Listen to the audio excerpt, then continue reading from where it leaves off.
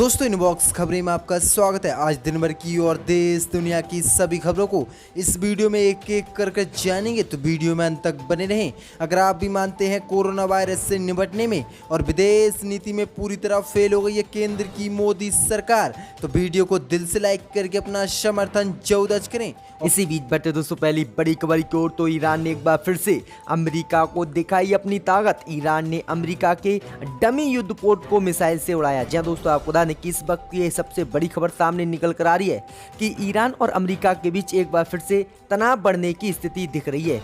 जी दोस्तों, आपको बता दें कि ईरान ने अपने मिसाइलों के अभ्यास के सिलसिले में अमेरिकी युद्धपोत की डमी को आज उड़ाया है, जिसके बाद अमेरिका ने इस पर कड़ा ऐतराज जताया है। जी दोस्तों, आपको बता दें कि इस अभ्यास में इतनी ज्यादा आग की लपटें उठी कि अमेरिकी नौसैनिकों ने अपने 2 रीजनल बेस को अलर्ट मोड में डाल दिया है। हालांकि बाद में अमेरिकी नौसेना ने ईरान के इस अभ्यास को गैर जिम्मेदाराना और लापरवाही भरा बताया है। वहीं अमेरिकी नौसेना के मुताबिक ईरान की ओर से ये उकसाने और कार्रवाई करने के लिए मजबूर करने जैसा कदम है। वहीं ईरान की ओर से ये अभ्यास ऐसे समय में किया जा रहा है जब खाड़ी देशों में तेहरान और वाशिंगटन के बीच तनाव लगातार बढ़ता जा रहा है। तो ये ईरान ने काफी बड़ा कदम उठाया है और अमेरिका युद्धपोत की डमी को उड़ा दिया है और ईरान ने अपनी ताकत जो है अमेरिका को दिखाई है। क्योंकि आपको बता दें कि पिछले दिनों ईरान और अमेरिका में युद्ध जैसे हालात बने थे, लेकिन मामला ठंडा हो गया था। लेकिन ईरान अमेरिका से बिल्कुल पीछे नहीं हटा था और अमेरिका ने कई प्रतिबंध ईरान पर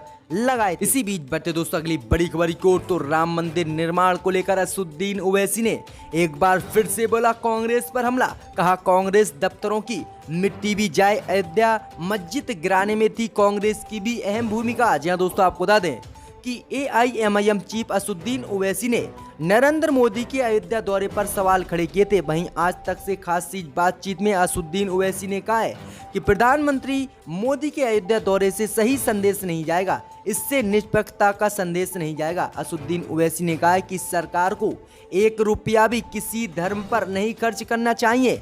धर्मनिरपेक्षता देश की रूह से जुड़ी है। धर्मनिरपेक्षता कोई करेंसी नहीं है जिसे बंद कर दिया जाए। आगे असदुद्दीन ओवैसी ने कहा कि बाबरी मस्जिद गिराने में कांग्रेस की भी अहम भूमिका थी। कांग्रेस दफ्तरों से भी राम मंदिर के लिए मिट्टी भेजनी चाहिए। ओवैसी ने कहा कि संविधान के लिए मैं आवाज उठाता रहूंगा और उठाता हूं। सरकार संविधान की धज्जियां उड़ा रही है और पूजन कार्यक्रम में प्रधानमंत्री मोदी को शामिल कर रही है, जिससे संविधान का उल्लंघन हो रहा है और ये 400 सालों से मंदिर मस्जिद के मामले में विवादित स्थिति रही है। और इस स्थिति में प्रधानमंत्री मोदी को 1 रुपया भी किसी धर्म के ऊपर नहीं खर्च करना चाहिए और ना ही किसी धर्म के आयोजन में जाना चाहिए। तो ये काफी बड़ा हमला ओवैसी ने एक बार फिर से बोला है।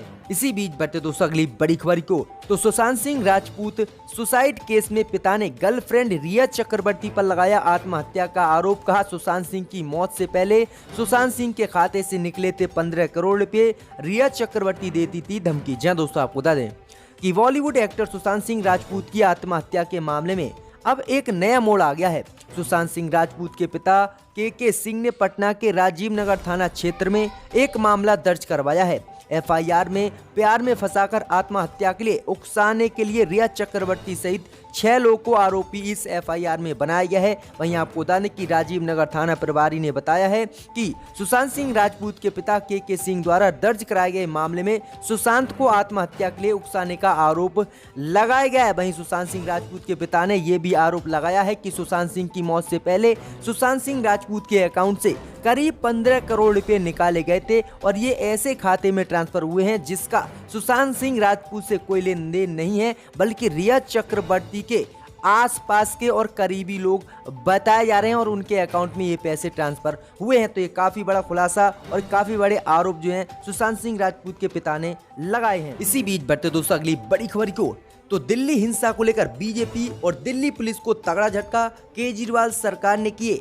पुलिस के वकीलों का पैनल खारिज। जी दोस्तों, आपको बता दें ये काफी बड़ी खबर सामने निकल कर आ रही है कि दिल्ली में हुई हिंसा के मामले में दिल्ली सरकार की कैबिनेट ने पुलिस पर पक्षपात के आरोप लगाए हैं। केजरीवाल की कैबिनेट ने दिल्ली हिंसा मामले की जांच के लिए जो दिल्ली पुलिस ने वकीलों का पैनल बनाया था और जांच करने के आदेश दिए थे, उसे दिल्ली सरकार ने खारिज कर दिया है, जिसको लेकर दिल्ली पुलिस और बीजेपी को तगड़ा झटका लगा है। वहीं केजरीवाल की कैबिनेट की तरफ से कहा गया है कि दिल्ली पुलिस के इस पैनल से निष्पक्ष जांच की उम्मीद नहीं की जा सकती, क्योंकि दिल्ली पुलिस पर ही गंभीर आरोप दिल्ली में हिंसा फैलाने के लग रहे हैं। ऐसे में इस पैनल को मंजूरी नहीं दी जाएगी और इससे खारिज कर दिया गया है। वहीं आपको बता दें कि दिल्ली सरकार ने कहा है कि दिल्ली हिंसा मामले की स्वतंत्र और निष्पक्ष जांच इस पैनल से मुमकिन नहीं है, क्योंकि दिल्ली पुलिस जो है बीजेपी के इशारे पर और गृह मंत्री के इशारे पर काम कर रही है और दिल्ली पुलिस पर ही खुद हिंसा फैलाने के आरोप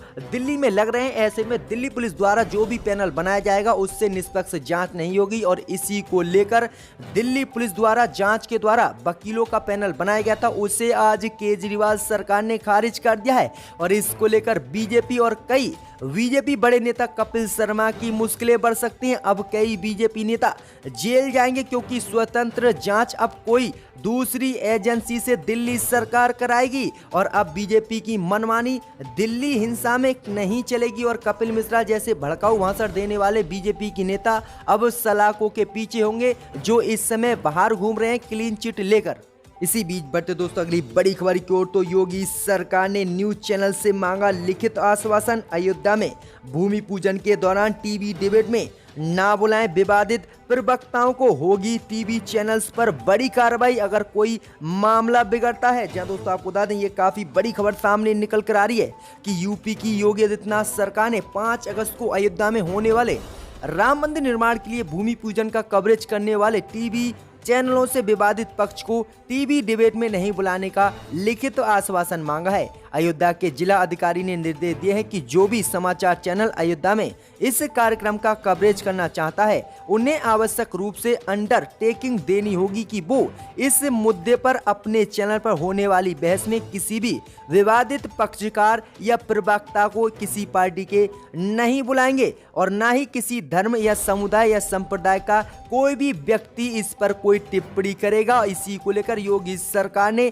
न्यूज चैनल को सीधा आदेश दिया है कि वह किसी को भी ऐसे विवादित पक्षकार या फिर विवादित प्रवक्ताओं को ना बुलाएं जिससे कि अयोध्या में राम जन्मभूमि के भूमि पूजन पर कोई विवाद खड़ा हो। इसी को लेकर योगी सरकार ने एक लिखित आश्वासन न्यूज चैनलों से मांगा है। अगर वह ऐसा करें तभी वह अयोध्या का कवरेज कर सकेंगे, नहीं तो उन्हें अयोध्या में राम मंदिर के भूमि पूजन पर नहीं आने दिया जाएगा। तो ये काफी बड़ा आदेश योगी सरकार ने दिया है न्यूज चैनलों को।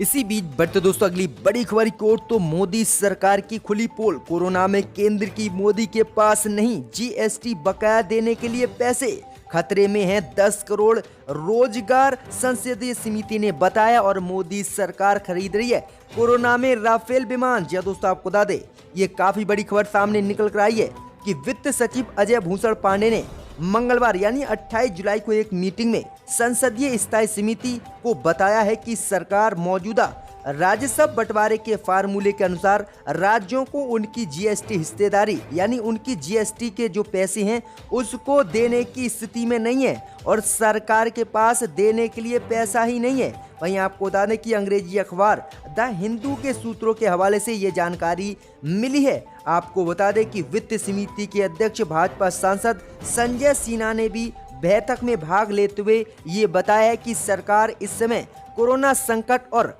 पैसे के संकट से जूझ रही है, लेकिन मोदी सरकार को 10 करोड़ नौकरियों से कोई मतलब नहीं है, उसे सिर्फ राफेल विमान खरीदना है। जबकि चीन मुद्दे पर भी मोदी सरकार विफल रही और अब भी चीनी सेना भारतीय क्षेत्र पर कब्जा है। तो ये काफी बड़ी अपडेट है कि किस तरह से मोदी सरकार की कोरोना संकट में पोल खुल रही है कि सरकार के पास बकाया पैसा देने के लिए राज्य सरकारों को पैसा ही नहीं है और 10 करोड़ रोजगार जो है खतरे में है भारत में। और ये रोजगार अगर चले गए तो किस तरह से देश में बेरोजगारी चरम पर होगी। तो ये काफी बड़ी अपडेट है। इसी बीच बढ़ते दोस्तों अगली बड़ी खबर की ओर, तो आज भारत पहुंचेंगे 5 राफेल विमान, अंबाला के एयरबेस पर होगा ग्रैंड स्वागत। 4 गाँव में धारा 144 छतों पर भी चढ़ने से लगा दी गई है रोक। जहां दोस्तों आप बता दें ये काफी बड़ी खबर सामने निकल कर आ रही कि भारतीय वायुसेना की ताकत बढ़ाने के लिए फ्रांस से भारत सरकार ने 5 बेहद खतरनाक राफेल लड़ाकू विमान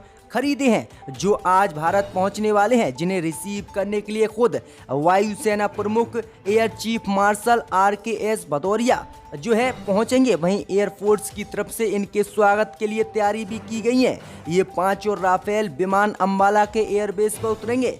वहीं आपको बता दें कि इसी को देखते हुए अंबाला एयरबेस के करीब 4 गांव में धारा 144 भी लागू कर दी गई है। लैंडिंग के दौरान लोगों को छतों पर इकट्ठा होना और फोटोग्राफी करने पर भी रोक लगा दी गई। तो ये काफी बड़ी खबर सामने निकल कर आ रही कि आज 5 राफेल लड़ाकू विमान भारत पहुंचेंगे, जिनको लेकर काफी जो है राजनीति चली थी। राहुल गांधी ने मोदी सरकार पर घोटाले का आरोप भी लगाया था राफेल विमान को लेकर, जो आज पहुंचने वाले हैं भारत। इसी बीच बढ़ते दोस्तों अगली बड़ी खबर की ओर, तो राजस्थान में सियासी संकट को लेकर मायावती ने कांग्रेस और अशोक गहलोत को दी धमकी। कहा अब इनको राजस्थान में सबक सिखाने का आ गया समय, मैं जाऊंगी सुप्रीम कोर्ट। जी दोस्तों आपको बता दें ये काफी बड़ी खबर सामने निकल कर आ रही है कि बहुजन समाज पार्टी की अध्यक्ष मायावती ने राजस्थान के राजनीतिक संकट के बीच मंगलवार को कहा है कि उनकी पार्टी के विधायकों को असंवैधानिक तरीके से विलय कराने के लिए कांग्रेस एवं मुख्यमंत्री अशोक गहलोत को सबक सिखाना जरूरी है तथा 6 विधायकों के मुद्दे पर BSP supremo Mayawati supreme court तक जाएंगी। मायावती ने कहा कि इस मसले को लेकर बसपा पहले भी कोर्ट में जा सकती थी, लेकिन कांग्रेस को इसका सही सबक कब सिखाया जाए इसका वह मौका ढूंढ रही थी और अब सबक सिखाने का सही टाइम आ गया और इसीलिए वह अपने 6 विधायकों को लेकर सुप्रीम कोर्ट जाएंगी और कांग्रेस सरकार को राजस्थान में गिराएंगी और जो है बीजेपी का साथ देंगी।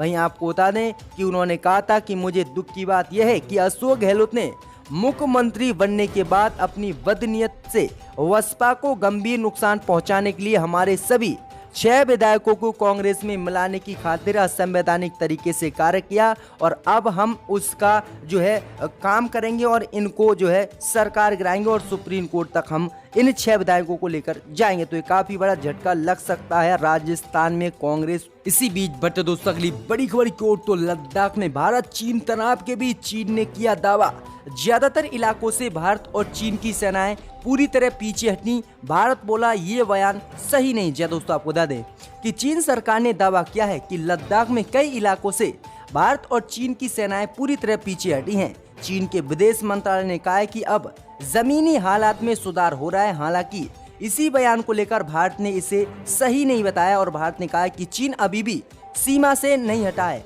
इससे पहले आपको बता दें कि चीन के सरकारी मीडिया ग्लोबल टाइम्स ने विदेश मंत्रालय के प्रवक्ता वेंग वेनबिन के हवाले से कहा था कि भारत चीन की सीमा पर तैनात सेनाएं ज्यादातर लोकेशन से पीछे हट गई हैं। अब सीमा विवाद और दूसरे मुद्दों को सुलझाने के लिए मिलिट्री लेवल की 5वीं बातचीत की भारत और चीन के बीच तैयारी की जा रही है। पिछले दिनों दोनों देशों ने मिलिट्री और डिप्लोमेटिक चैनल के जरिए विवाद सुलझाने की कोशिश की थी, लेकिन इसमें कोई भी मसला भारत और चीन की तरफ नहीं निकला था और चीनी सेना पीछे हटने के लिए तैयार नहीं थी।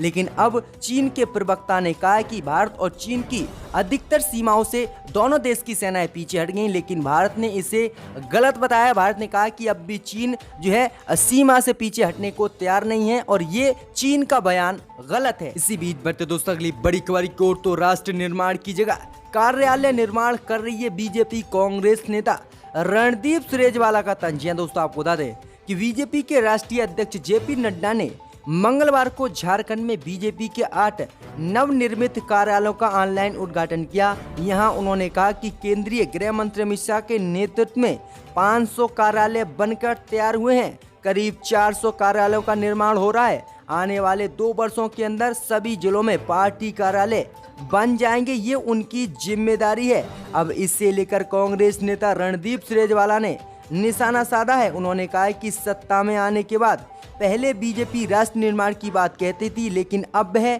खुद अपनी पार्टी के कार्यालय निर्माण की बात कर रही है और ये काफी निंदनीय। उन्होंने कहा कि 60 महीनों में राष्ट्र निर्माण, सत्ता के 6 साल बाद 900 कार्यालय निर्माण। तो उन्होंने कहा कि सिर्फ बीजेपी सत्ता आने के बाद देश की फिक्र नहीं, सिर्फ अपने बीजेपी कार्यालयों की बीजेपी को फिक्र है और देश का उनको कोई लेना देना नहीं। तो काफी बड़ा हमला बोला गया है रणदीप सुरजेवाला की तरफ से।